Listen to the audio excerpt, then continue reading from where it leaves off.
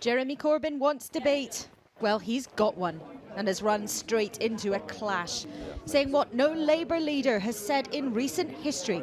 If he was Prime Minister, whatever the threat, he'd never use nuclear weapons. Would you ever push the nuclear button if you were Prime Minister? I'm opposed to nuclear weapons. I'm opposed to the holding and the usage of nuclear weapons. They're an ultimate weapon of mass destruction that can only kill millions of civilians if ever used. And I am totally and morally opposed to nuclear weapons. I do not see them as a defence. I do not see the use of them as a credible way to do things. Yes or no, you would never push the nuclear button? I've answered you perfectly clearly. It's immoral to have or use nuclear weapons. I've made that clear all of my life. But Jeremy Corbyn, do you acknowledge there is a risk that it looks to voters like you would put your own principles ahead of the protection of this country? It looks to the voters, I hope, that I'm somebody that's absolutely and totally committed to spreading international law, spreading international human rights, bringing a nuclear-free world nearer and an option nearer. And that's more important than the protection of this country. Some voters might think that. We are not under any threat from any nuclear power. We are not under threat from that. We're under threat from instability. Yes, there is a terrorist issue around the world. Listen, the nuclear weapons that the United States holds, all the hundreds, if not thousands of warheads they've got, were no help to them on 9/11.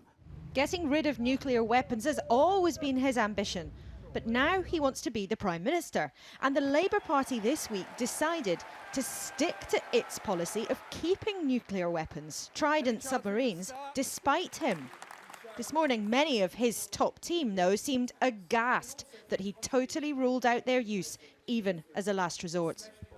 Do you think Prime Ministers should always have the option of using nuclear weapons as a last resort? I think so. I do, because if a deterrent is to mean what it says, then that is an option that Prime Ministers have to keep. I don't think that answering a potential Prime Minister, answering a question like that, is in the way in which he did, is helpful. I think a British Prime Minister has to have that option, and the whole purpose of the deterrent, of course, is it's trying to deter a potential enemy. I don't think anyone in their right minds would want to get to a situation where it would be used, but I think if you do get to that situation, you have to be prepared to use it. If you've got a nuclear deterrent, you've got to be willing to use it in extreme circumstances, or it isn't a deterrent. You should never say never in politics, because what you need to do is look at the circumstances that arise, the evidence before you.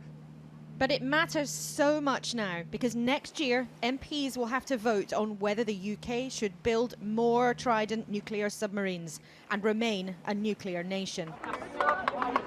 He's attracted these crowds precisely because he's always stuck to his principles. But how does he keep Labour together when there's so much conflict? It's never been done before, but he says he will find a way.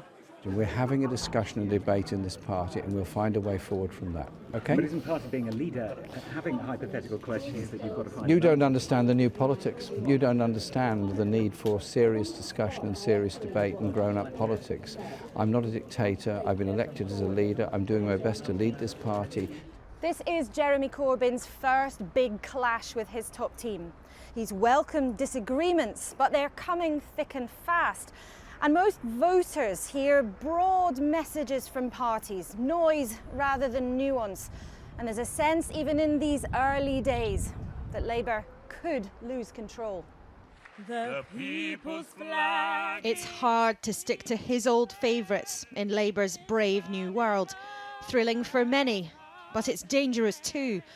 Mr Corbyn may strain to stop disagreements turning into public, destructive disputes. Laura Kunsberg, BBC News, Brighton.